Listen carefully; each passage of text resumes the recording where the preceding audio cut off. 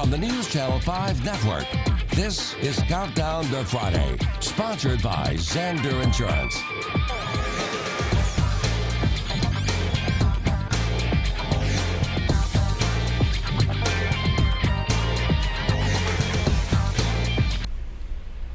Welcome back, ladies and gentlemen. They let us back in the building. It's the Zander Insurance Countdown to Friday. That's Mo P. I'm Brad Hopkins. We've got you for the next 60 minutes of riveting high school discussion.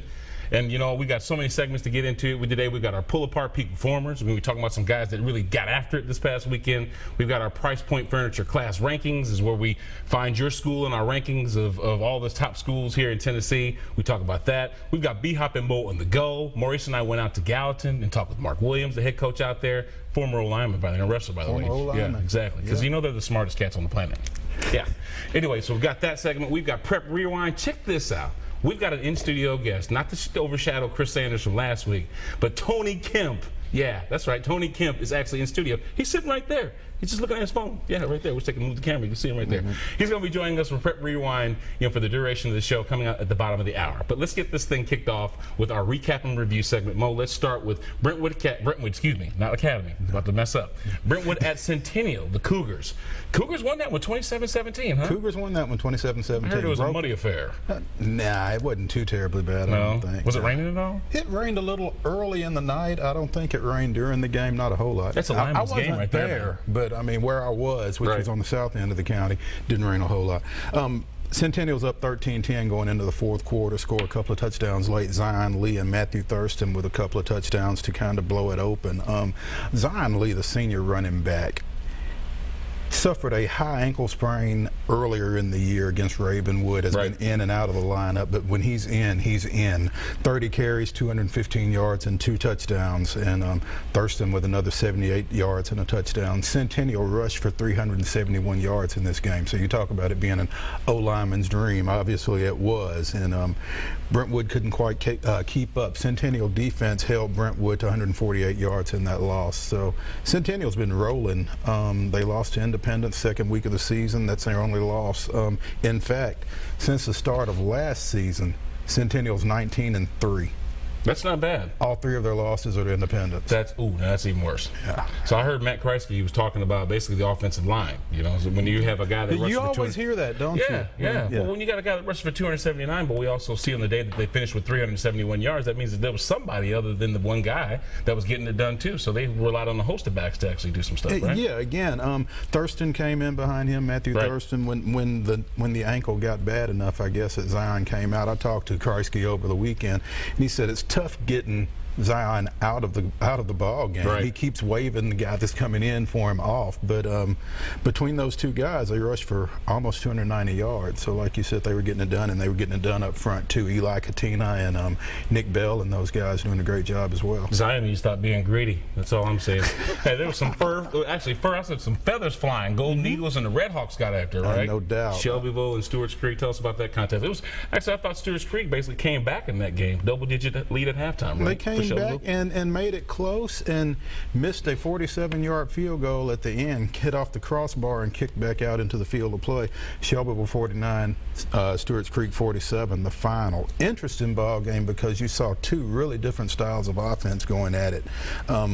Shelbyville sophomore quarterback Grayson Trammell, 325 passing yards, 5 touchdowns.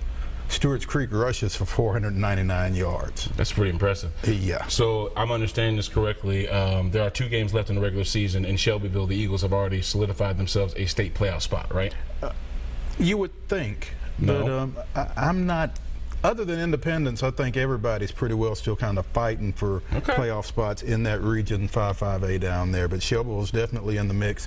Stewart's Creek is in the mix. They've got a big game Friday night when Summit comes to their place, and Summit's the second place team. So you would think that Shelbyville and Stewart's Creek are probably going to be 3 and 4, but kind of better let that play out at this point. All right. So I didn't jump the shark either way. You're good. The Region 5-5A is hopping right now. We usually talk about Division 2AA as being one of the divisions that features some really good teams. But when you talk about Baylor, who was 5-3 this year, 2-3 in the region, it's kind of a down year for them. We saw the same thing about Ensworth. Well, it got down for Baylor all of a sudden. At one point, they were the #1 ranked team in the state in Division 2. Injuries? What happened? I'm not real sure. but they ran into Brentwood Academy and lost 35-0 a few weeks ago. Dropped a tough one to McCallie not long ago, and Pope John Paul II this past weekend got them 21-19. Baylor was up 13-0 in this ball game. Ben Brooks and those seniors over there rallied back. Brooks with a couple of touchdown passes, one to C.J. Laws, one to Zach Scott. Jamal Thompson scores from 8 yards out for basically the winner because Baylor scored late but couldn't get the 2-point conversion to tie it. So big win for the Knights. All right, so that's enough for the recap. Let's tell you what you need to be looking for this upcoming weekend's games. Like we just talked about, there's a couple weeks left in the regular season play before we start hitting the playoffs. Let's start with Franklin at Mount Juliet. Franklin's traditionally a pretty good team. Mount Juliet, I don't know what they look like this year, but tell us who you think is going to be actually coming out on top in this one. You know, it's going to be a heck of a ball game. Franklin comes in there 7-1. Their only loss was to Centennial in the opener. Run off 7 straight since. They're 5-0 in Region 3-6A. Mount Juliet 6-2. They're 4-1. Mount Juliet's won 5 straight. So you've got a couple of teams that have won a lot of ball games here over the last few weeks, and you talk about offensive line play again. You're going to love this one. DJ Delfendahl and Justin Satterfield, 2 key guys up front for Mount Juliet. Franklin's got Caden Williams and the junior Max Ray, who is already committed to Georgia. So if you're an aficionado of offensive line play, Mount Juliet is where you want to be Friday night. I know that's right. Hey, we were mentioning Franklin and the fact that Franklin lost to Centennial 3 times in that 19-3 record. Was that No. Centennial lost to Independence 3 times. So I was wondering, basically, that was a mental thing. You said that Centennial was the last team. That was the last team to give Franklin a loss, right? Yeah, it's really competitive out there in Williamson County. I mean, you've got the defending 6A state champion sitting out there in Ravenwood who lost each of the last 2 years to Centennial. But Centennial lost 3 times to Independence and can't get there in 5A. So, I mean, it's tough out there. I'm laughing at Tony Kemp. He's over there cheering. I guess there's some teams that he feels. Well, he's a former Cougar. I know, but I'm just saying, he's over there just pumping it up, supporting his team. I get you. Hey, do you think that maybe the opening of the new high school out there in Williamson County maybe drew away from some of the talent at Ravenwood? No? I don't know that it has yet. I think it might. I mean, because right now they've only got freshmen and sophomores at Nolensville. Okay. But I think ultimately they will, quite likely.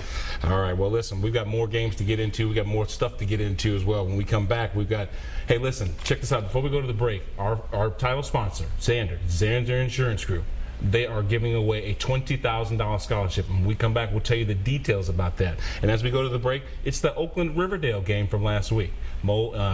Zander Insurance Countdown to Friday is off and running. Stick around. We got more coming.